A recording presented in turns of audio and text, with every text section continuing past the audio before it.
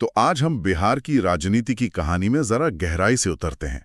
हमारे पास जो स्रोत हैं वो हमें आजादी से पहले के दौर से लेकर आज के बदलते समीकरणों तक का एक पूरा नक्शा देते हैं। बिल्कुल। और ये कहानी सिर्फ मुख्यमंत्रियों के बदलने की नहीं है, बल्कि ये समझने की है कि बिहार की सामाजिक जमीन पर सत्ता की राजनीति कैसे लड़ी गई है। हाँ, और इस कहानी को समझने का हमारा मकसद यही है कि हम उन किरदारों, उन घटनाओं और उन सामाजिक समीकरणों की तह तक जाएं जिन्होंने बिहार की दिशा तय की।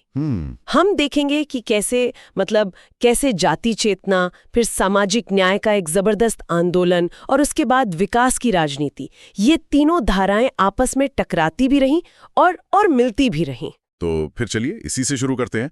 कहानी की शुरुआत कांग्रेस के उस दौर से करते हैं जब ऊपर से तो सब ठीक लगता था, लेकिन पार्टी के अंदर ही जातिगत गुटबाजी की नींव बहुत गहरी पड़ चुकी थी। हमारे स्रोत बताते हैं कि ये कोई आजादी के बाद की बात नहीं है। 1937 में जब पहली कांग्रेस सरकार बनी, तभी से बिहार की राजनीति पर जाति का असर साफ दिखने लगा था। जी। उस समय कांग्रेस में दो बड़े धड़े थे, है ना?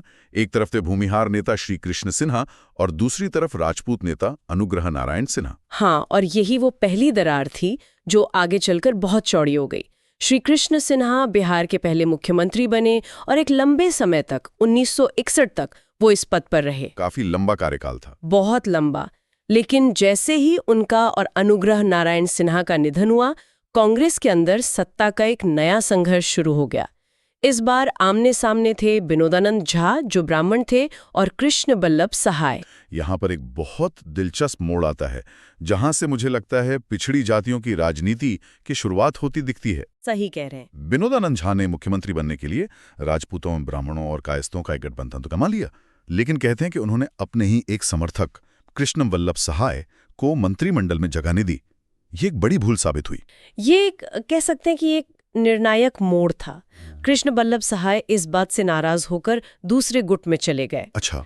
और ये महत्वपूर्ण इसलिए है क्योंकि सहाय वो नेता थे जो पिछड़ी जातियां, खासकर अहीर, कुर्मी और कोयरी को राजनीति और सरकारी नौकरियों में ज्यादा हिस्सेदारी देने की वकालत कर रहे थे। तो यहीं से वो संघर्ष शुरू हुआ। बिल्कुल।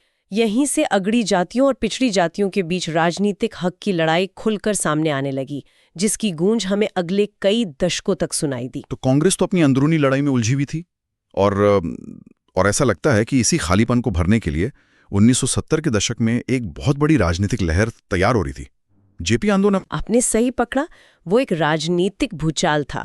इंदिरा गांधी के शासन के खिलाफ जयप्रकाश नारायण के नेतृत्व में बिहार से संपूर्ण क्रांति का नारा उठा। संपूर्ण क्रांति, इसका मतलब सिर्फ सरकार बदलना नहीं था ना? नहीं, संपूर्ण क्रांति का मतलब था पूरे सामाजिक, आर्थिक और राजनीतिक व्यवस्था में आमूल चूल बदलाव लाना। ये एक छात्र आंदोलन के तौर पर शुरू हुआ, लेकिन इसने पूरे देश की राजनीति को हमेशा के लिए बदल दिया। और इसका असर भी तुरंत दिखा। 1977 में इमरजेंसी हटी, चुनाव हुए और कांग्रेस की जबरदस्त हार हुई। कहते हैं बिहार में तो जनता पार्टी ने सभी 54 लोकसभा सीटें जीत ली। सभी 54 सीटें। ये तो अविश्वसनीय था। बिल्कुल। और इसी जीत के बाद कर्पूरी ठाकुर मुख्यमंत्री बने। इस दौर ने बिहार को एक विद्रोही राज्य की पहचान दी, एक ऐसी जगह जो दिल्ली की सत्ता को सीधी चुनौती देने का दम रखती है। लेकिन इसी दौर में एक और बड़ा बदलाव हुआ। अब राजनीति क्षेत्रीय पहचान पर नहीं, बल्कि खुलकर जातिगत समीकरणों पर होने लगी। 1980 के दशक तक आते आते यादव, कुर्मी और कोयरी जैसी ताकतवर पिछड़ी जातियां राजनीतिक सत्ता में अगड़ी जातियों की जगह लेने के लिए तैयार हो चुकी थीं। लेकिन ये सिर्फ राजनीतिक बदलाव नहीं था, जमीन पर भी बहुत कुछ बदल रहा था। हमारे स्रोत बताते हैं कि ये सामाजिक उथल-पुथल का भी दौर था। कानून व्यवस्था की हालत बिगड़ रही थी। हाँ, वो दौर बहुत बहुत भयावह था। स्रोत उस समय की सामंती प्रथाओं का जिक्र करते हैं, जैसे डोला प्रथा। डोला प्रथा एक ऐसी कुप्रथा जिसमें दलित दुल्हन को शादी के बाद अपने पति के घर जाने से पहले जमींदार के साथ रात बिताने के लिए मजबूर किया जाता था। हे भगवान! तो ये जमीन और इज्जत की लड़ाई थी, जिससे नक्सलवाद का उदय हुआ और जवाब में जमींदारों की जातीय सेनाएं बनने लगीं।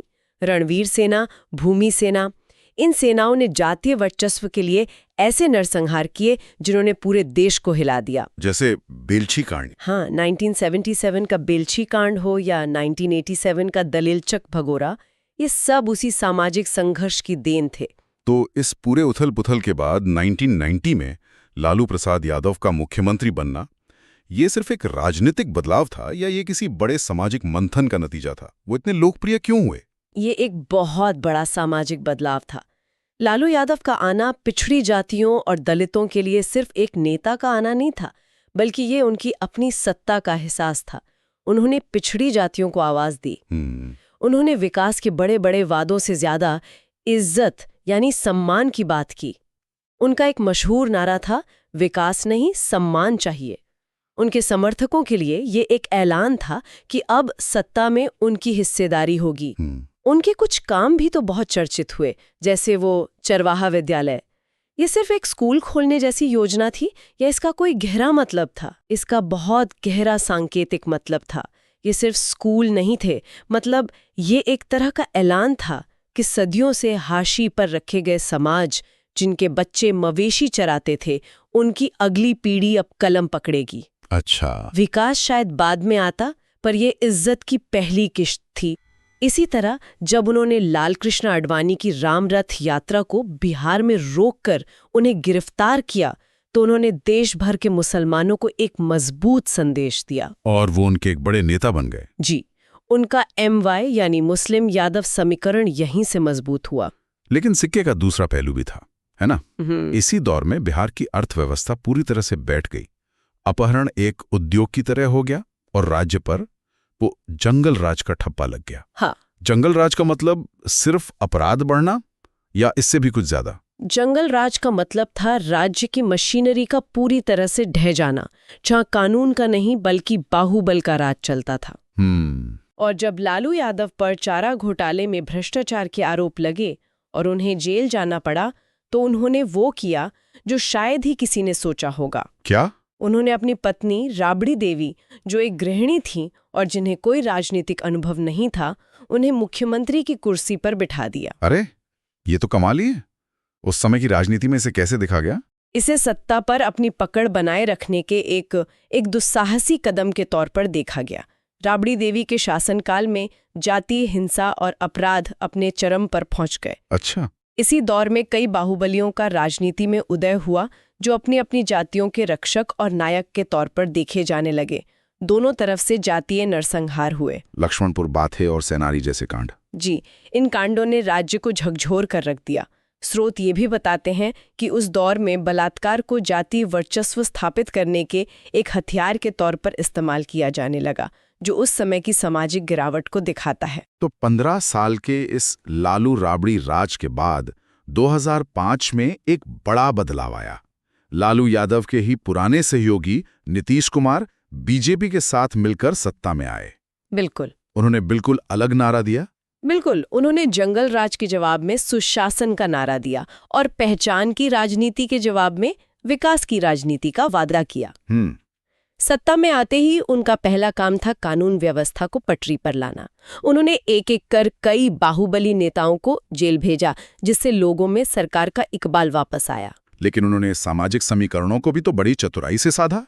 सिर्फ विकास के नाम पर चुनाव जीतना बिहार में शायद काफी नहीं होता, है ना? हाँ, ये उनका मास्टर स्ट्रोक था।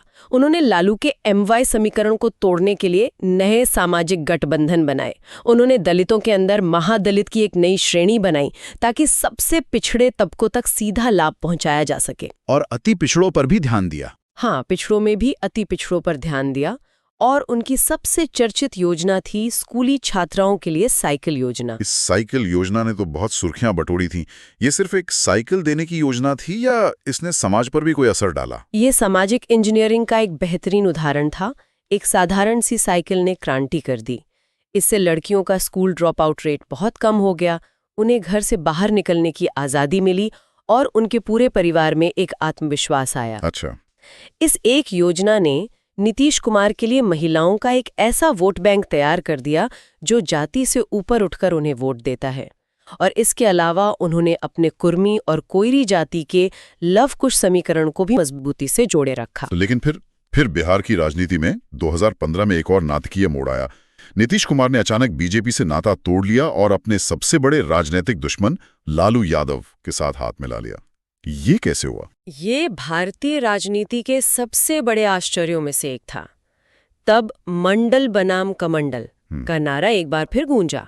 अच्छा, मंडल बनाम कमंडल। हाँ, यानी एक तरफ मंडल कमीशन से निकली पिछड़ी जातियों की राजनीति और दूसरी तरफ कमंडल यानी राम मंदिर आंदोलन से जुड़ी हिंदुत्व की राजनीति। इस महागठबंधन ने चुनाव में जबरदस्त जीत हासिल की। पर ये दोस्ती भी ज्यादा दिन नहीं चली। कुछ ही समय बाद नीतीश कुमार भ्रष्टाचार के मुद्दे पर गठबंधन से अलग हो गए और वापस बीजेपी के नेतृत्व वाले एनडीए में लौट आए। तब से लेकर आज तक वो कई बार पाला बदल चुके हैं, जिसके लिए उनकी राजनीति की बहुत चर्चा और आलोचना भी होती है।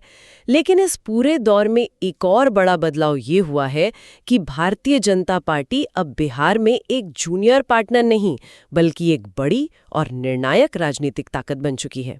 तो बिहार की राजनीति का ये सफर, जो कांग्रेस के अंदर की अगड़ी जातियों की गुटबाजी से शुरू हुआ था, वो जेपी के संपूर्ण क्रांति के आंदोलन, फिर लालू यादव के सामाजिक न्याय के दौर से गुजरकर नीतीश कुमार के विकास के वादों और अब इन जटिल गठबंधनों के दौर तक आ पहुंचा है। बिल्कुल, हमने देखा कि कैसे इज्जत और विकास की राजनीति एक दूसरे से टकराती भी रही और एक दूसरे में मिलती भी रही। हर दौर ने अपनी एक विरासत छोड़ी है। चाहे वो सामाजिक सशक्तिकरण हो, कानून व्यवस्था का पतन हो या विकास की नई आकांक्षाएं, ये सारी चीजें आज भी बिहार के राजनीतिक समीकरणों को गहराई से प्रभावित करती हैं। सही बात है। और ये हमें एक बहुत दिलचस्प सवाल के साथ छोड़ जाता है। क्या बिहार की राजनीति हमेशा जातिगत पहचान की इज्जत और भौतिक विकास की आकांक्षाओं के बीच के इसी द्वंद्व में ही परिभाषित होती रहेगी, या भविष्य में इन दोनों से परे कोई एक नई राजनीतिक कहानी उभर के सामने आएगी?